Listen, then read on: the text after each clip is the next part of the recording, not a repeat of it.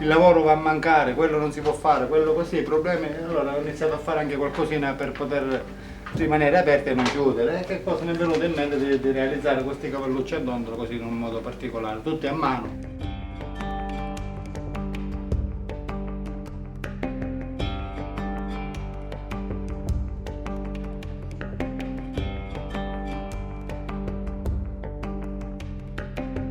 E ognuno ha un'anima, ognuno è diverso, come l'imbarcazione che facevamo, non vengono gemelli, non vengono uguali, perché anche con lo stesso disegno, le stesse cose, è tutto lavorato a mano, è tutto con la fantasia.